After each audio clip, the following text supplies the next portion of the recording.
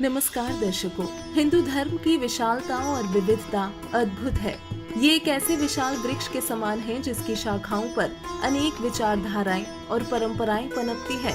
इसमें स्थानीय रीति रिवाजों और मान्यताओं का समावेश इतना गहरा है कि कभी कभी ये मूल सिद्धांतों से अलग भी हो जाते हैं। जैसे एक पुराने वट वृक्ष पर कई प्रकार की लताएं और बेलें चढ़ जाती हैं, ठीक वैसे ही हिंदू धर्म में भी समय के साथ कई स्थानीय प्रथाएं जुड़ गई हैं। इनमें कुछ ऐसी परंपराएं भी हैं जो वास्तविक धार्मिक सिद्धांतों से मेल नहीं खाती, लेकिन अब हिंदू धर्म के लोगों के लिए मान्य है।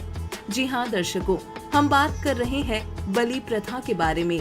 भारतीय इतिहास में बलि प्रथा एक ऐसा काला अध्याय है जिसे हम कभी भूल नहीं सकते।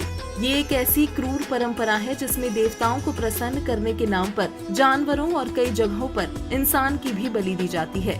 आइए आज के इस वीडियो में इस अंधविश्वास और अमानवीयता के इतिहास पर एक नजर डालते हैं। सबसे पहले जानते हैं बलि प्रथा क्या है। बलि प्रथा एक ऐसी प्रथा है जिसमें किसी देव या देवता को प्रसन्न करने के लिए जानवरों को मारा जाता है। ये माना जाता था कि बलि देने से देवता प्रसन्न होंगे और भक्तों की मनोकामनाएं पूरी करेंगी। लेकिन दर्शकों, यहाँ एक प्रश्न ये उठता है कि क्या परमात्मा भी भेदभाव करता है?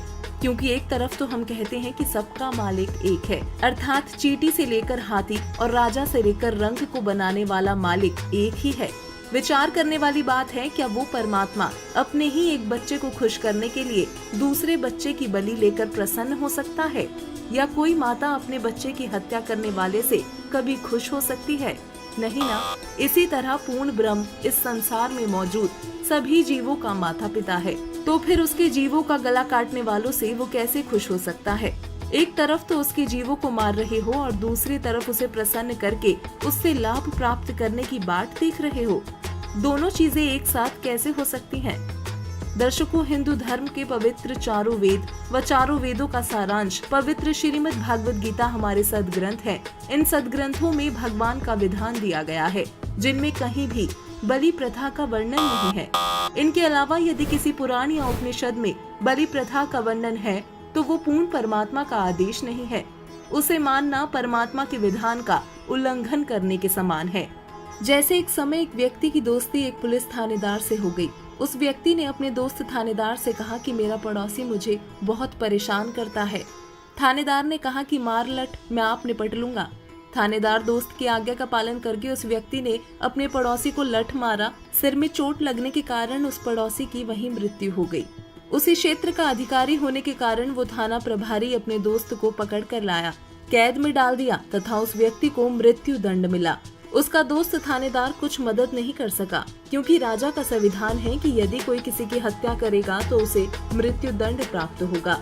उस नादान व्यक्ति ने अपने मित्र दरोगा की आज्ञा मानकर राजा का संविधान भंग कर दिया, जिससे वो अपने जीवन से हाथ धो बैठा। ठीक इसी प्रकार पवित्र गीता जी व पवित्र वेद ये प्रभु का संविधान है, जिसमें राजा पूर्ण परमात्मा का आदेश जीव हिंसा का नहीं है, जबकि पुराणों और उपनिषदों में ऋषियों थानेदारों का आदेश है, जिनकी आज्ञा पालन करने से प्रभु का संविधान भंग होने के कारण हम पाप के भागी होंगे और इसके लिए हमें कष्ट पर कष्ट उठाने पड़ेंगे।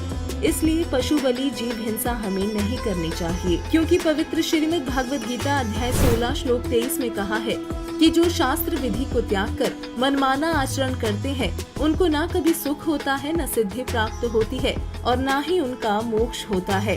इसके बाद श्लोक 24 में कहा है कि इसलिए कौन से कर्म करने चाहिए और कौन से नहीं, इस अवस्था में शास्त्र ही प्रमाण है। वही जीव हिंसा करने वालों के विषय में कबीर परमेश्वर ने कबीर बीजक के शब्द नंबर 11 में कहा है, संतों पाड़े निपुण कसाई, बकरा मारी भैंसा पर धाई, दिल में दर्द ना आई, करी स्नान तिलक दे बैठे, विधि सो देवी पुजाई, आत्म राम पलक में बिनसे, रुधिर की नदी बहाई, अति पुनित ऊंचे कुल कहिए, सभा माही अधिकाई, इनते दीक्षा सब कोई मांगे, हंसी आवे मोहे भाई, पाप कटन को कथा सुनावे, कर्म करावे नीचा, हम तो दोनों परस्पर देखा, यम लावे ये धोखा, गाय बधे तो तुर्रक कहिए, इनते वे क्या छोटे, कहे कबीर सुनो हो संतो, कलिमा ब्राह्मण खोटे। अर्थात प्रभु के नाम पर जीव हत्या करने वाले ब्राह्मण चतुर कसाई है। क्योंकि जीव हत्या करके भी ये पूज्य बने रहते हैं।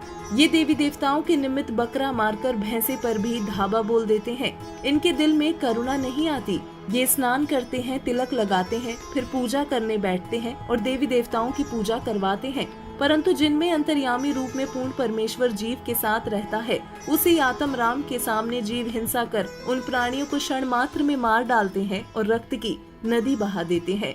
इनको बड़ा पवित्र तथा ऊंचे कुल का कहा जाता है। सभा में इनकी बड़ी इज्जत होती है।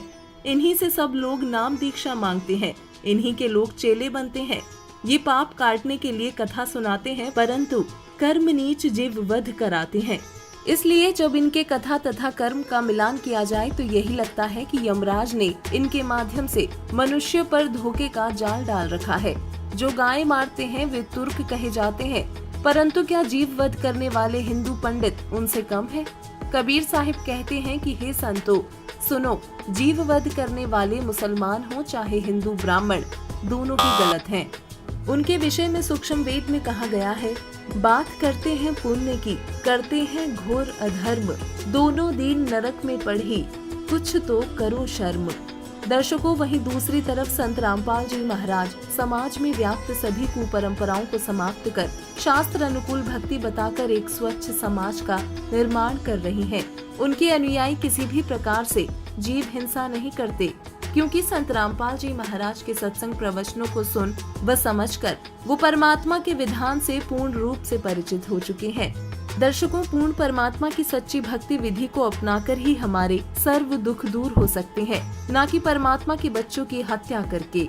इसलिए परमात्मा की सच्ची भक्ति को जानने के लिए आप संत रामपाल जी महाराज के मंगल प्रवचन संत रामपाल जी महाराज YouTube चैनल पर अवश्य सुने तथा उनके द्वारा लिखित पवित्र पुस्तक ज्ञान गंगा को संत रामपाल जी महाराज ऐप से डाउनलोड करके पढ़ें। धन्यवाद।